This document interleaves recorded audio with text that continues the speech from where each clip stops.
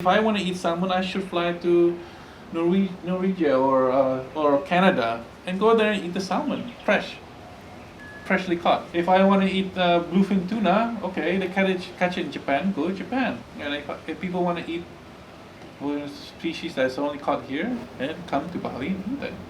That way, maybe we still have maybe 100 years to feed people that way. But with the way we're going right now, we're gonna clean up the ocean.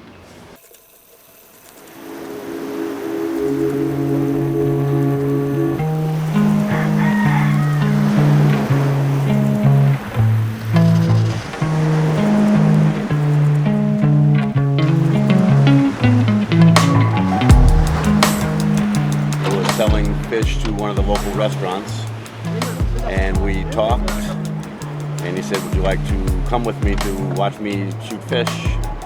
And then before I know it, I had my own gun, and I go with them 3 times a week. They'll take 3 deep breaths, they'll inhale the nitrogen and oxygen, which lets them stay down longer, and they'll lie on the bottom of the coral, wait for a fish to come by, and then up on the top you'll hear pull. That's the rubbers letting go, and there'll be fish today. I've never come with these 2 guys and never caught fish.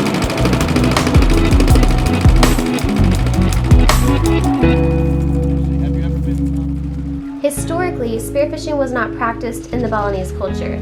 It is on other islands in Indonesia, but hasn't always been on Bali, which is why I want to get a deeper understanding to spearfishing here on this island. Why did people start to spearfish? When did it start to merge itself into the culture, and why is it so important for every spearo to know the fish that they are targeting? I've heard so many rumors about spearfishing in Bali, so I've sought out 3 different spearos across the island to clarify exactly what I've heard. Between the businessman who makes and sells spear guns, the environmental advocate who is an ex-employee to the tuna fishing industry, and the local villager who shoots to sell to his community and for his family. This is a deeper understanding to spearfishing here in Bali. An older man that lives in his community. Umur berapa? What age were you? 15 tahun lalu. So he's 34 now, so he was 19 years old. Aku lihat ini bagus untuk aku. Uang. Yeah, this is a good job for me. I can get money to support my family. Tidak ada bos untuk harus kerja ini. It gives me freedom. I can work when I want. I don't have to work like normal people. 8 hours a day. Are you happy when your white friend that comes with you? Kenapa? You're not happy when your white friend comes with you? Setiap hari. We argue every day. We argue every day. Sama-sama suami istri ya. Sama-sama husband and wife. Asli di mana? Jakarta. My friend from Jakarta taught me everything about safety, and that's the most important thing, not catching fish. Before he met the guy from Jakarta, he would go down and never catch any fish. He didn't know what he was doing. Teman mau blackout. Blackout. Yeah, one of his friends blacked out and was going down there. Teman ajar aku di Jakarta. Sebelum aku kenal teman Jakarta. Before I met the guy in Jakarta. Aku pernah mau mati. Same thing. I was hyperventilating and he was blacked out. He blacked out already because he didn't know the proper way to breathe. 2 times. Dua. Apa lagi? Ada teman baik-baik. Hey! Swayang. Hey buddy. Nanti habis makan. Makan. Makan.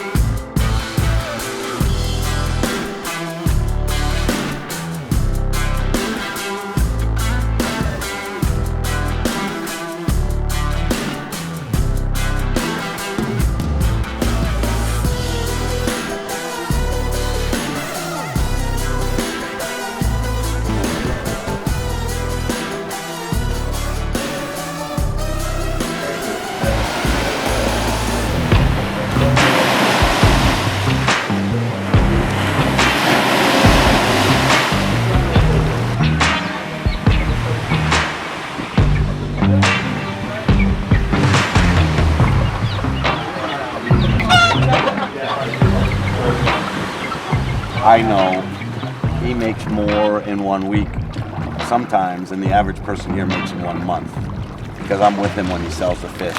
Sometimes 35,000 rupiah per kilo, depending upon the fish. If it's grouper, could be 45,000, 50,000 per kilo.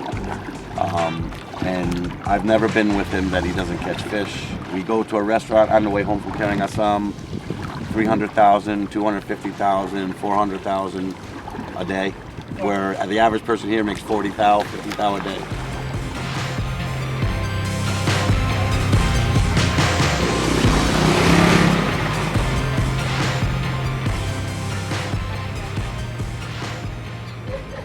Not bad.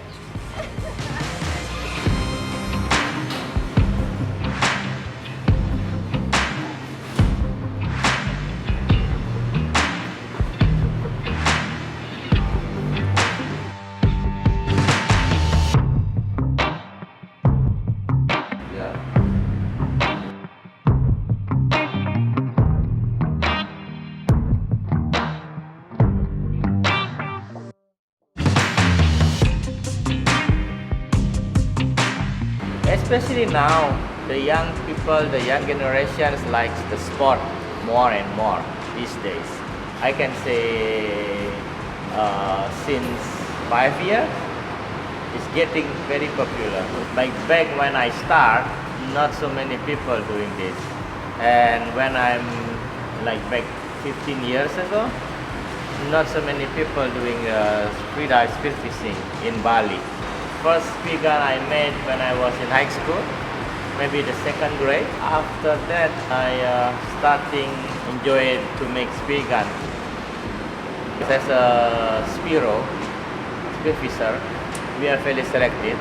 We can see our target, so we want say, oh, if maybe fishing, what you catch, you have to retrieve, and then you see after, and then you can release. But spearfishing, you see where your target, and then you just shoot your target. If you don't know, you don't shoot.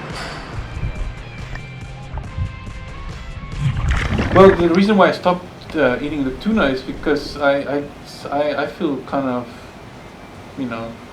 partly responsible, for the decline of tuna. And well, we start from one person. Every time I go to the restaurant, my friend went order tuna, I give them shit. We all have to stop. I mean, there's no more tuna in the ocean. Well, there's tuna. It takes time to reproduce. At a certain age, for a certain fish, it's faster. For example, mahi, they're a fasting growing fish. Doesn't matter how much you hunt, there will be plenty of mahi in the ocean. Yeah, I think I used to be a commercial fishing. I used to catch big eye tuna and ship it to Japan. I think every country should consume their own fish and no export. We can't do it, and it's because the world, there's such a high demand. And we can't just point fingers, just Japan.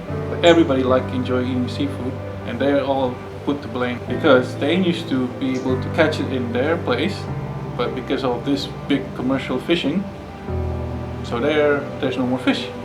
And this big commercial fishing, they can afford to go fish further out, but the locals who's in the shore cannot afford it. So they get desperate and they bomb.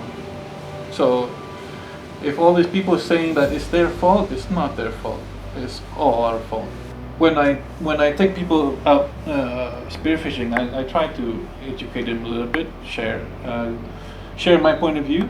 Don't kill for the sake of taking pictures or as a trophy, but you kill because you're planning to consume it yourself or to share it to others.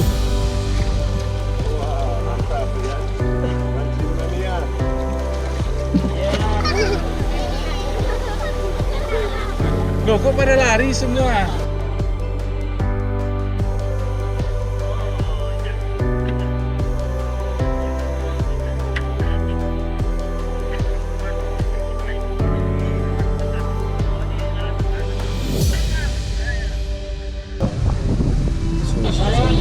Ya, balik. Oke.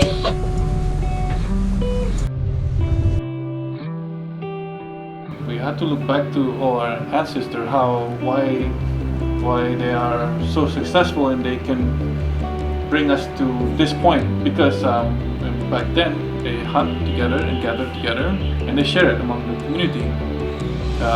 They never kill for nothing.